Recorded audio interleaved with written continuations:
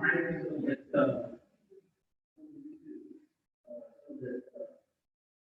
they can access it from our website.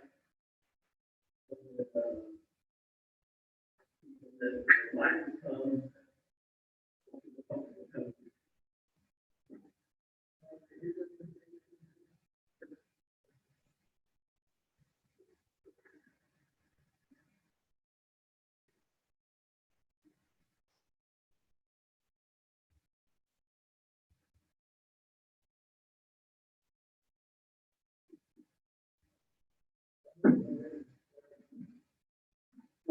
It's 6 p.m. and I call this meeting to order. Sorry? So, according to mine, it's 6 now.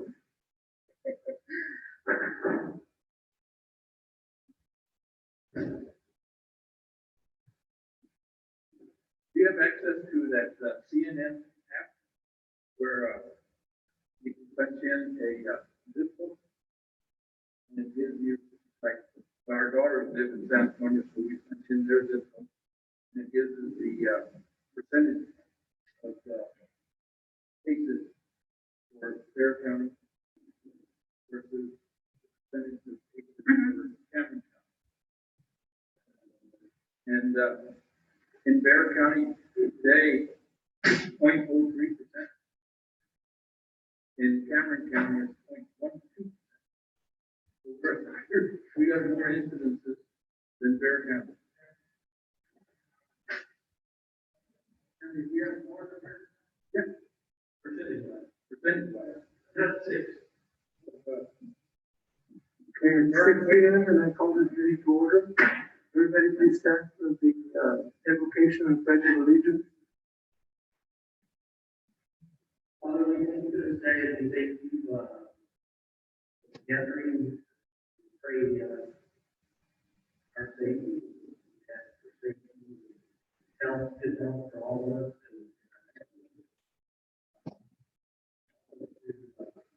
Understand the times that we're in the difference. Okay, ask you to go back to thank you.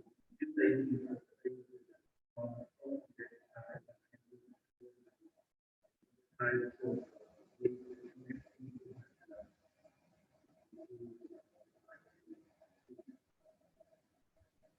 back to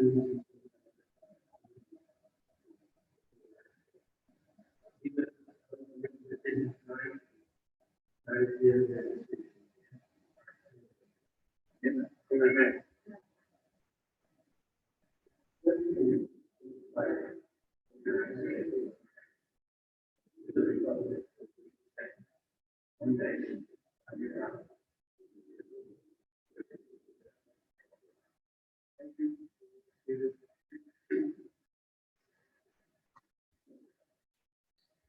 I don't see the visitors remarks. Did anybody say that? If we have no visitors remarks. Item D is a public hearing to disseminate information concerning the stormwater program and receive input from the public. Mike? Yes, I will go over things, then you can ask questions.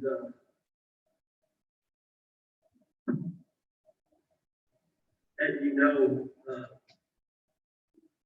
part of the stormwater is making sure that the water that drains from our yards, from our streets, from our community, it's got to go somewhere.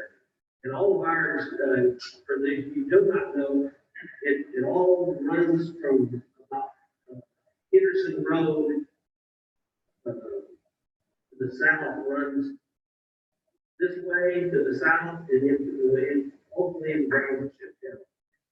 If you're on the north side of, we just got a few areas on the north side of the drains to the north. Henderson Road that drains to the north, and that ends up draining back towards the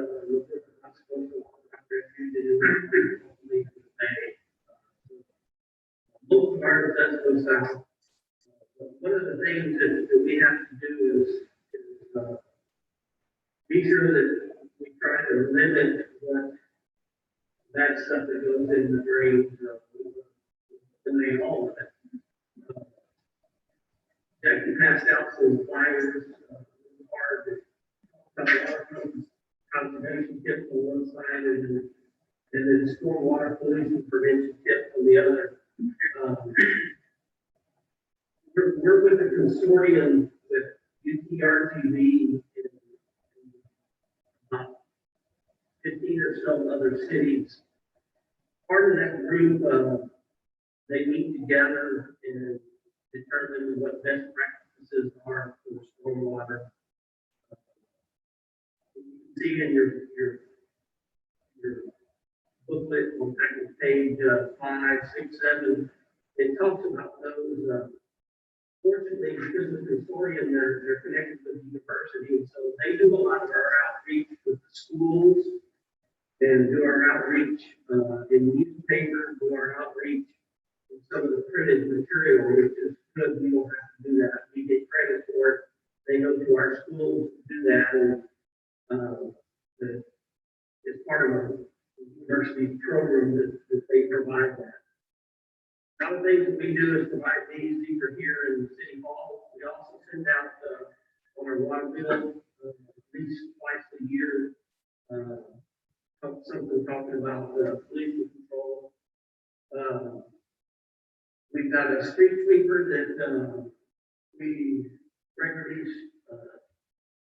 do it at least 4 times a year. We do it sometimes more than that. Some areas not as much as that. But the street sweeper that doesn't get all the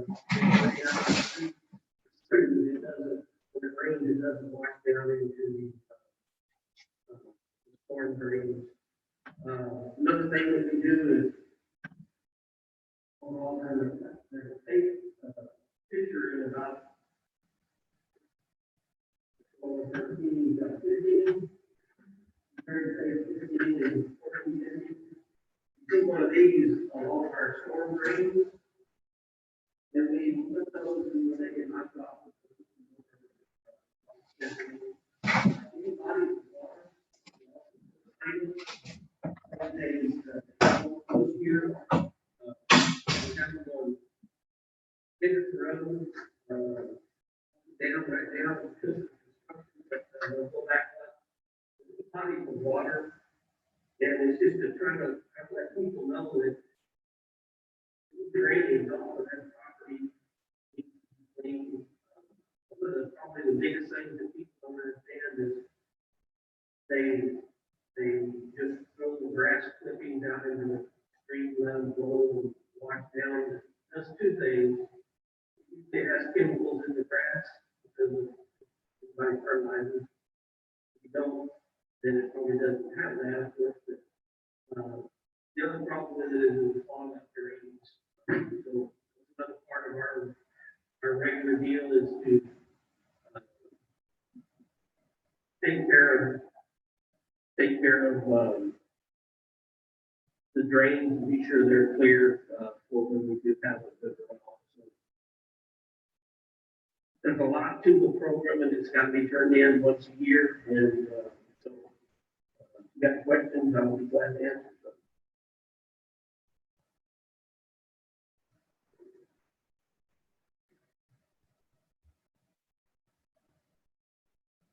There's no action on this item. It's just letting the public know some of the things that we're doing to notify people.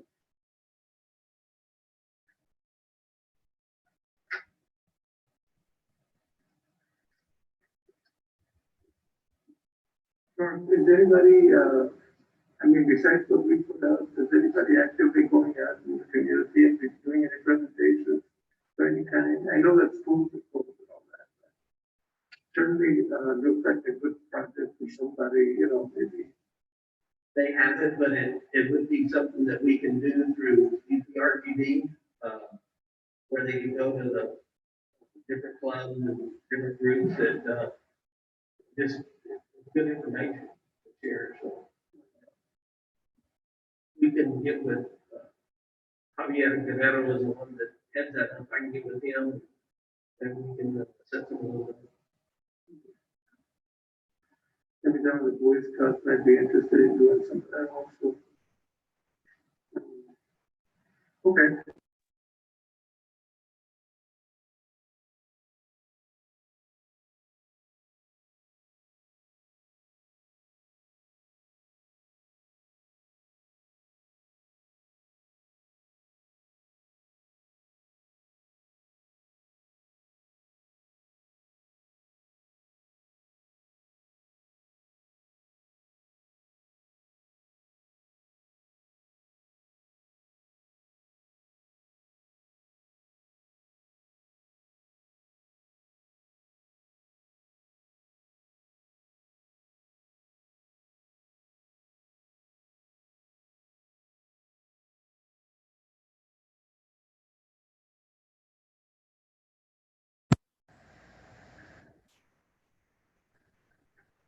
I'll go ahead and move that we accept the consent agenda as it currently reads. Is there a second? I'll second.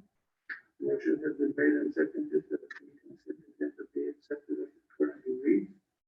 Any questions or discussion? If not, those in favor, signify by saying aye. Aye. Aye. Those opposed to same. Motion carries. Action items. Item number 1 is consideration and action to accept a petition requesting annexation by landowner for Pheasant Ridge Phase 2 and set a date and time for public hearing. Mark? Yes, sir. Mr. Mayor, members of the council, Pheasant Ridge Phase 2 is back here to our south and to the east. They're ready to move forward, and of course, when they do that, they will annex it into the city. They have almost completed all the infrastructure required, the streets, the water, the sewer, streetlights, mailbox, post boxes, those kinds of things. So they're ready to annex, and so if you recall, annexation changed in South Texas, I mean, the whole state of Texas. No longer can a city annex without coming from the landowner. And of course, there's one owner, owners, and they send their request to be annexed. And so, because they requested, it's a real simple procedure. All we do is accept their petition requesting it, and then we will hold a public hearing on June the 9th at 6 p.m., which is our next regularly scheduled meeting, and then vote on the first reading of that, and then the second reading will be July 14th at 6 p.m. Unless we have a meeting prior to that. That's the action that needs to be taken in order to accept that.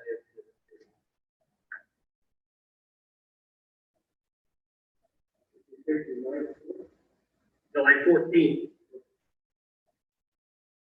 I get it first. So your ears were hearing right. This place is located kind of east of where Swain Rio apartments are. Directly behind these homes, between here and Swain Reel, and also it curls behind his development. Okay. So So these homes that are being built here, and it starts right behind here, these homes, and then goes all the way to behind, all the way to that drainage ditch. so that there's a bunch of tractors and stuff up there. Is that by the field? But what? There's a bunch of tractors or equipment up there by some field a little bit further east. Yes, sir. Now, they're also doing work for him, Okay. over there. Is that part of the subdivision? No, sir. No? That's a development that he's gonna be working on in the future. Okay, but they're not requesting annexation, right? Who? The other What is this? No, this is just that. Okay. All right. Yeah. What page is the map on? The map is 63 there. You can see the existing lots. And then right behind those lots and to the east is where phase 2 is.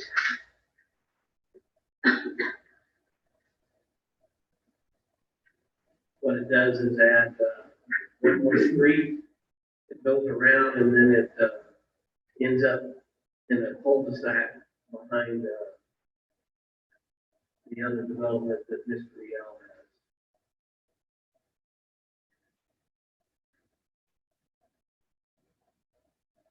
has. And Mr. Mayor, where you're talking about is over here where he's doing work, just a little bit further to the east, but that is separate from what we're talking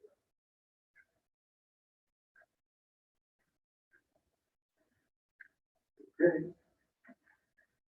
Any more questions or any questions? If not, I'll entertain a motion. So moved. Is there a second? Second. Motion has been made and seconded that we accept the petition requesting annexation by the landowner for Pleasant Ridge Phase 2. And then we set a date of June 9th June 9th for the public hearing, for first public hearing. then we'll vote on it June 9th and then July 14th as well. Okay, have a second. Reading on July 14th. Yes, sir. Right, any questions or discussion? If none, those in favor, signify by saying aye. Aye. Those opposed, the same. Motion carries. Item 2, consideration and action to approve standard operational procedures for the Fresno Police Department. Go ahead. Mr. Mayor and members of council, we can go into depth if you want to do this, but it's something that Hector and his staff has put together on best management practices for their police department. And really what it is it gives a guideline to every officer and how they would respond to every different type of call. And you can see on the table of contents on your packet, page 66 and 67, it really is pretty detailed on every, if there's a different kind of call than what he's listed, it's very unusual and would fit probably in one of the other categories. But what this does, it just kind of standardizes how they should respond, and it's written down in paper so that there's no misunderstanding from their standpoint, or if someone questioned about why something was done, this is the procedures that they should follow. And it's a very good document and a good thing for the police department.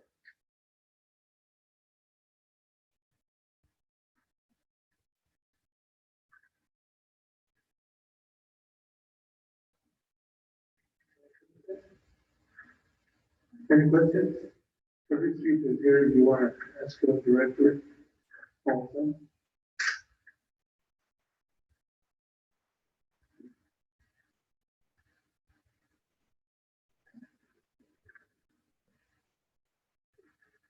Okay, there are no questions. I'll go ahead and entertain a motion. I move that we approve the standard operating procedures as set forth by the LFPD. Second. Motion has been made and seconded that we approve the standard operational procedures for PD. Any questions or discussion? If not, those in favor, signify by saying aye. Aye. Those opposed, the same. Motion carries. Item 3 is discussion and updates on the coronavirus pandemic. Mark? I just wanted to take a few minutes since we're in the middle of the coronavirus, COVID-19. The mayor and Mayor Pro Tem have been coming to conference calls. We're having daily conference calls with the county. And then sometimes the afternoon state calls, conference calls. They're slowing them down to 3 times a week. But I kind of wanted to show you what information that they provide and we talk about is, we talk about the number of positives. This first page, you can see it, 527. The number of requests covered, of course, the deaths, and then the persons that monitor. As of today, 493 total people have been monitored. 225 of them are cleared and then you can see where testing sites were. If you listen to the news, it's a big thing in the news is enough tests in order to know what's happened. It seems to be a little better than it was for a while. We're up to 6,061 tests. And you can see the different places they are. Quite a few tests around. They also go over each individual city. Like today, we have had a total of 24 positive cases in Stresses. And we stress that's Luxford zip code. So I didn't put Indian Lake, they put Bayview, they put all of Morales. So it includes not just our city limits, top people from all over the West.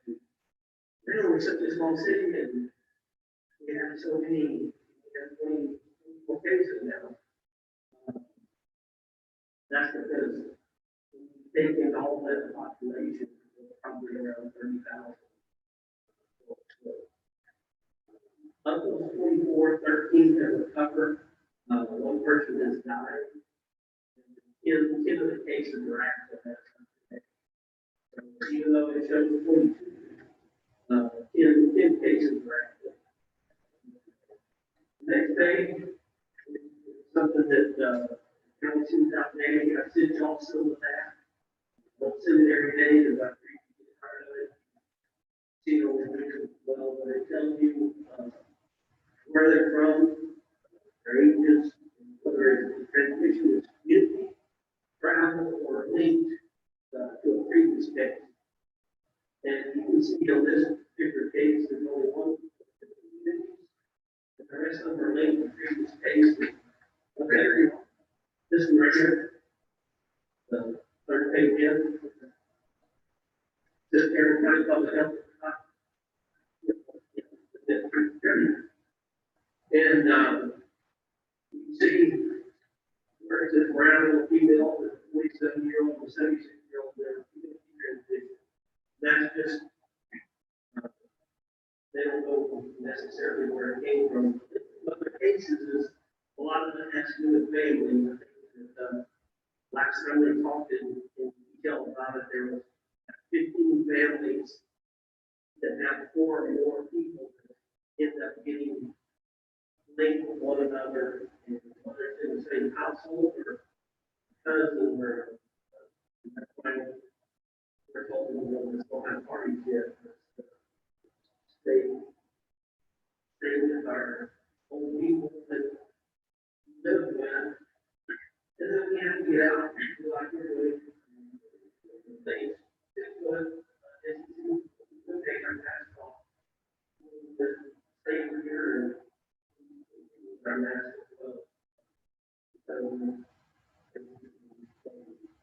next page is just something I survived that shows the daily count. From when we started tracking the first one on March the 19th, and up to today on 5/11, you see 15 yesterday, and total 547 cases. The next page is the weekly thing that we look at, and what it is the mayor Hector, Vaughn, and Charlie, the police part of myself. And this tells us, you can see 3 weeks ago, we had 118 in a week, and 103, then it dropped to 68, 66. The last week it jumped back up to 80. So that was a concern with opening back up. Next week, you see yesterday, Monday, we had 15. That is the second most Monday. We had 41. Then the next day, we do that, and what that takes out is it takes out the 2 nursing rehab homes that are in Arlington that have 100 and some odd things now. Because we said, okay, if that wasn't there, what does our area really look like? And so you can see there, we haven't made a big hit. First week was 6, 14, 35, and then dropped up to 62, 57. Those were the 2 high weeks. And then a little better at 47, but then back up to 52, and then 61 the past week. So it's level, but there's not a decrease much.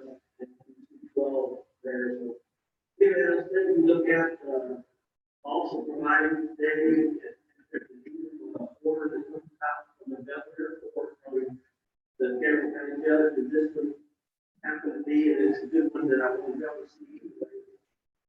Talks about testing sites. Starting next Monday, there's going to be, Saturday, there's going to be testing sites daily throughout Cameron County. You can see the different days. You don't have to, you can go to any one of the testing sites. You don't have to wait for the work area. If you're sick, I recommend people go to the doctor at this testing site. And you can see on the back page of that one, on Tuesday, May 26th, and Wednesday, May 27th, we'll have it right here, this is the fire department. Drive through, you won't have to get out of your car. Get the awning that they have there, they'll drive in, and people will help us with traffic. And so it's good that we have 2 days for our like I say, it's not difficult for the people. Everybody. The next one is the same thing, but Spanish. So that when we get out to those folks that do not read. And then the last one is flyer, and we're starting to put that out, talking about the testing site. The other thing that we've been doing is following the complaints or inquiries about how to do stuff. We have a lot of businesses that, hey, what does this mean? Most of our businesses are trying very, very hard to comply. Sometimes it's very difficult to interpret exactly what they're supposed to do. Hector and his guys and staff has been phenomenal, and we haven't done a lot of ticketing. We feel like that was the thing to do, but we can do a lot of educating. And they'll have, often will have information to share with folks. Not only stopping on the traffic stop, but also taking information. Get all day, we all visit, get to the place, and we follow up on those. Quite a few.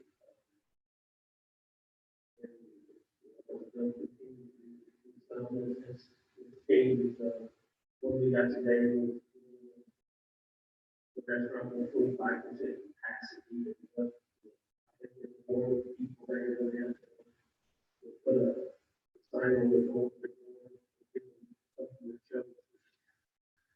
Their capacity normally is 60 people.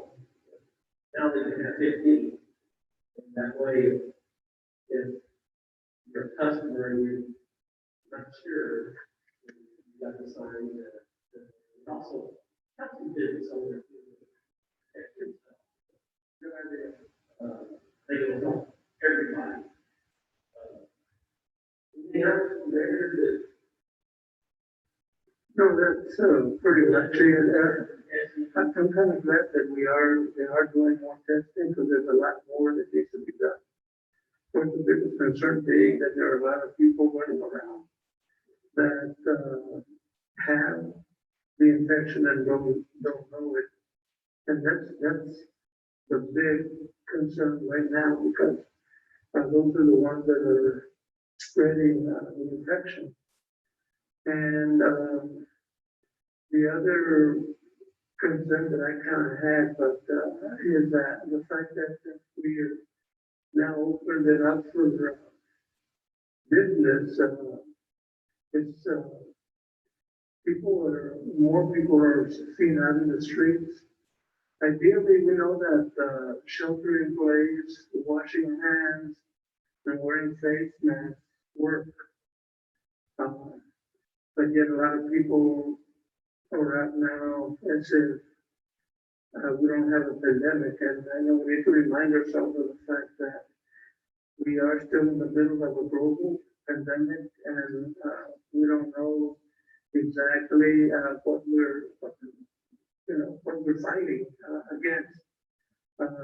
All we do know is that the virus kills. And now, I mean, it seems like we're killing children, so it's more of a concern. The concern also that I have is a political issue because I think that sometimes because of politics, we're forced into situations where things may just get worse as a result. So I'm hoping that people will be reminded of the fact that there is a global pandemic going on. I'm hearing that China just had another resurgence, and we're concerned that that can happen here as well. And there's just going to delay the United States being able to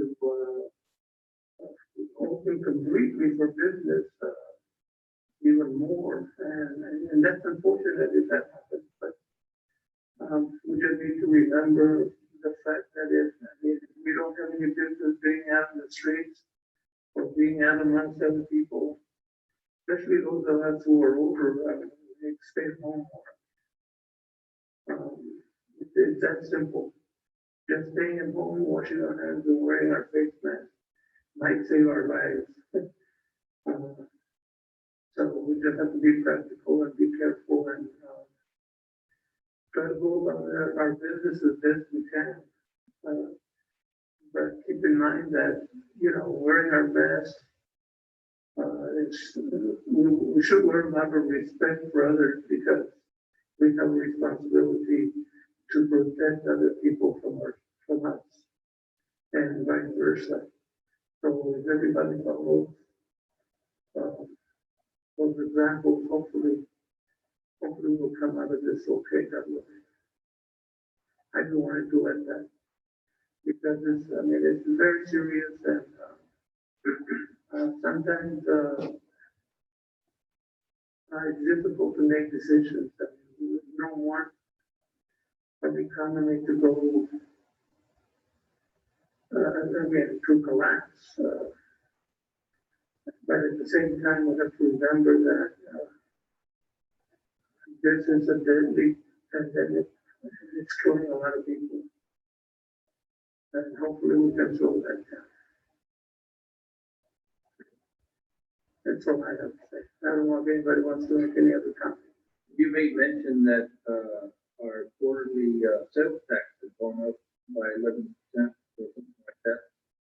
Yeah, the one in your packet shows through April, and we're up 2.76%, I think. We're doing good. And then you did get May's between the time then and now, and we're up 11%, 11.23 or something like that. which is pretty phenomenal, but there's a lot of cities that are they're hurting. But as y'all know, the type of retail we have is not your Bell, it's not your mall, it's not Bed Bath and Beyond. The retail we have is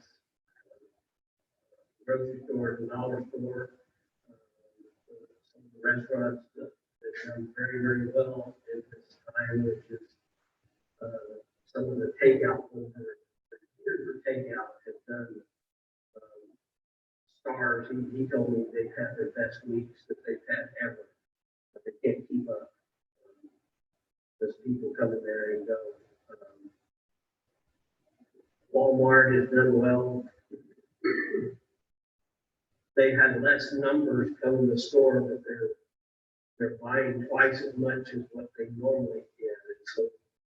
So we will see next month is going to be the key month, June, because that will reflect April's. March, which we got May, that reflected about half of the month where things were half where it wasn't. So we will see all of April here in first of June when we get that report. But at least it's very positive for us. Made a little difference in some other cities. That second paragraph. Only one test will be administered. Correct. Correct. They can't go to any other, the other. They probably will. I'm sure they will. But what it says is, I think that they want you to bring your whole carload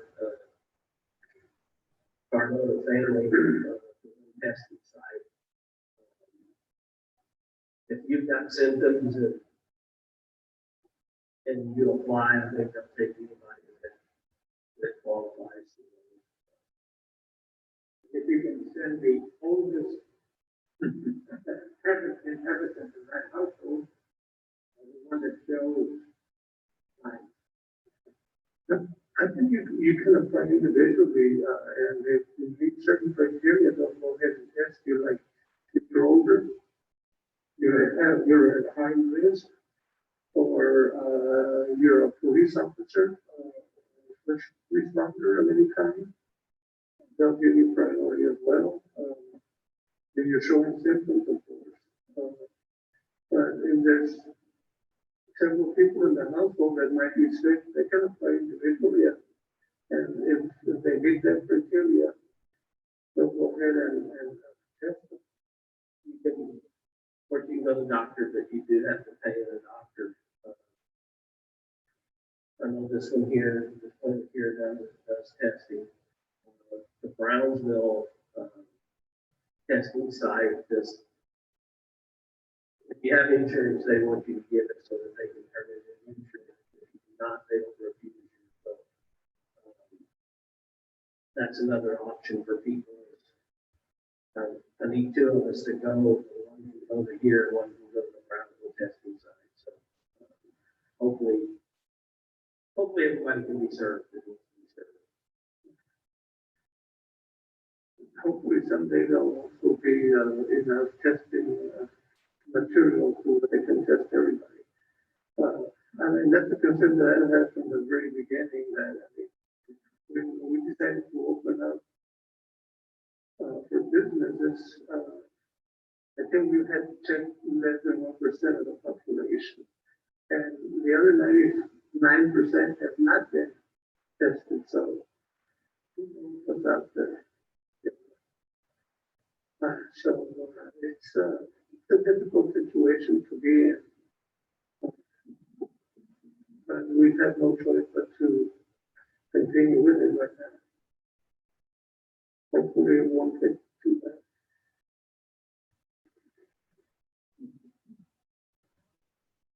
Okay. Any other questions?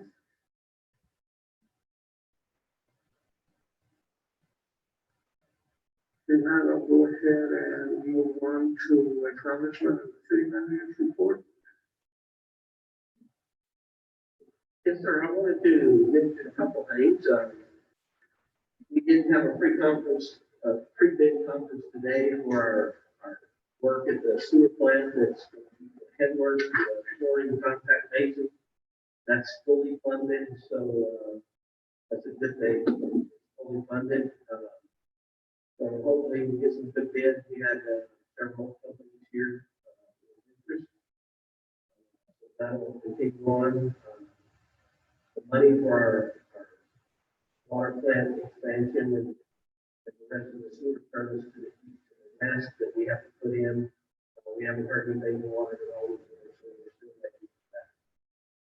The nature part, Carlos and his staff are going to do some stuff that save the city money by actually but the CDC, the state funded that part of the roofs of the work lines, and they're going to be doing some work in-house with our guys over the next few weeks. Hopefully have a place where folks can go and actually have a line to set out and have some shrubs up there that can make the water feature that will allow folks to have some good barbecue. Working on that. The hiking bike trails, the pre-bid meeting is Thursday, I guess. Thursday night. So pre-bid on that is May 19th. And so we'll get bids on the month for that. The CDBG disaster grant, that is to repave 10th Street and part of Whipple. They're about 90% completed plans for that. Once they get complete, they'll turn it into EDA, Texas Department of Agriculture, for approval, and then we can go out for bids for that. Here's the road project. If you've all been there, the east side is blocked off. They have installed the new pipe that goes from one side of the socket to the other. Had a little bit of problems. The plans which were approved by engineer and water district. Yet when we got to it, the water district said it was too high, and so we ended up having to move it and lower that pipe. We've gotten with all of the parties to be sure that doesn't happen when we move to the west side. Yes, sir.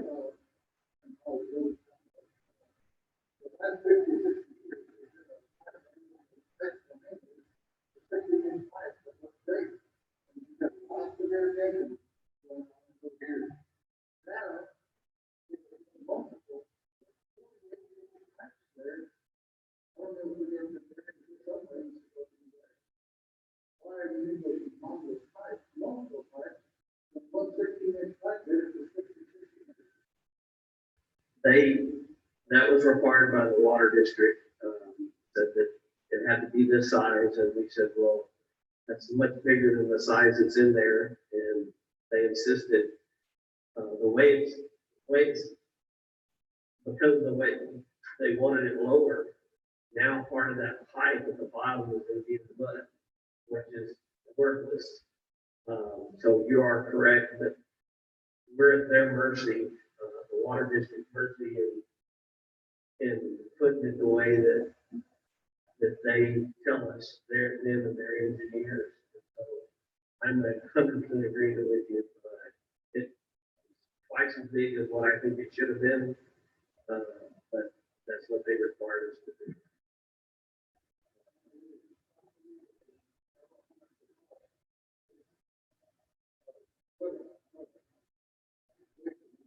The biggest cost is, of course, the pipe is big. The bigger the pipe, the bigger the cost. But the biggest cost is labor. You're handling that bigger pipe is so much more expensive than one that's smaller. But yes, it did cost us more because of that. But they'll continue working on that and wall in, and what on there you see some dirt kind of a little bit far off, and maybe a couple of acres What they'll do is they'll clean that back out after they put the wall in. The road is gonna be raised, a couple of feet there, so that'll be good. We just never had any problem crossing there again. That'll continue, on. Census committee, we're doing well, not as well as we would like, but, we're the leaders of Cameron County, us and Bayview, Rancho Viejo, Palm Valley. For me, if you got any friends or neighbors, fill out the lottery. The census. I'm sorry. The census, it does make a difference in the monies that come to this area. You say, well, I don't believe in those monies being sent anywhere. Well, I can agree with that, but they're gonna be sent somewhere, so might as well be sent here. We can get everybody to fill out the census. It doesn't take very long to do it. 10 minutes max, so.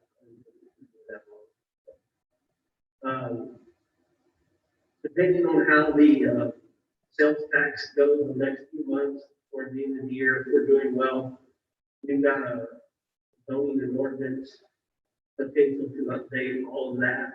It is the zoning, planning and zoning subdivision ordinances really old.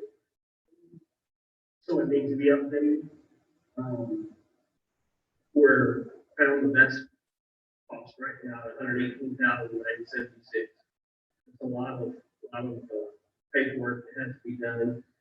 I think Brown will pay in several days for theirs, but they're huge, so I think it's much as it. Drainage update. A couple things I wanted to bring up is south of here, the ditch that runs after it passes 10th Street and Alvarez Court, it turns to the east. Before that, it turns back to the south. They doubled the size of that drainage ditch there, which will help with capacity. And so we didn't even know they were going to do that, but we're super thankful that they did, and hopefully will continue to just add more capacity for volume of water when we get more drainage. With the road, Hanson is still working on some things on drainage there, and they're about complete, and will bring us probably next meeting some ideas to help that area. And then Osaka Escondida, I put that back. Osaka Escondida, which is between the nature park and East Osaka.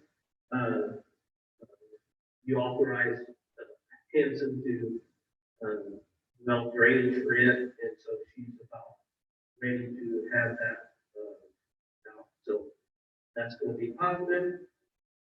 We have not met again on the 75-year anniversary celebration because of where we are, and we will get back to that. Whipple Road,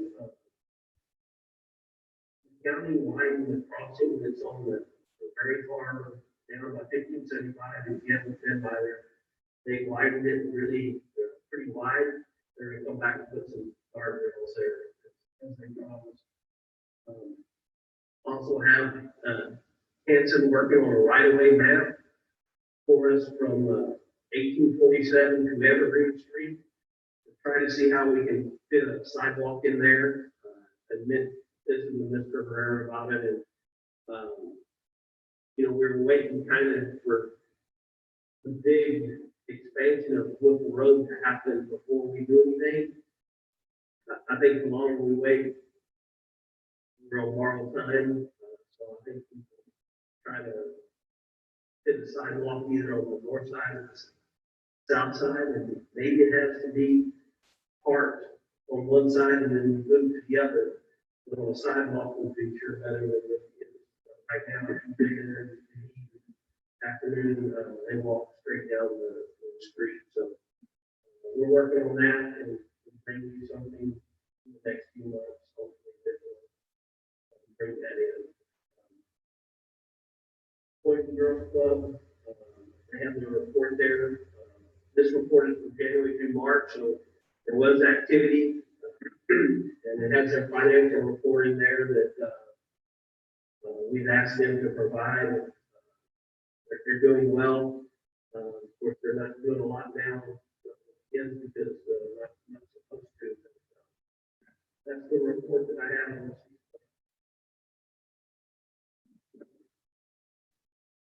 Any questions? If not, I'll go ahead and move that we acknowledge the city manager's report as currently stated. Is there a second? Second. Motion has been made and seconded that we acknowledge the city manager's report. Questions or discussion? Not those in favor, signify by saying aye. Aye. Aye. Same. Motion carries. Item H is acknowledgement of the department head report. Any questions with regards to the department head report?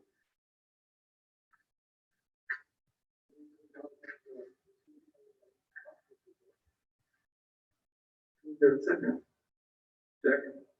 Motion has been made and seconded that we acknowledge the department head report as the currently read. Questions or discussion? If not, those in favor, signify by saying aye. Aye. Those opposed, the same. Motion carries. And we have no items, no other items to discuss, so it is 6:51, and we stand adjourned.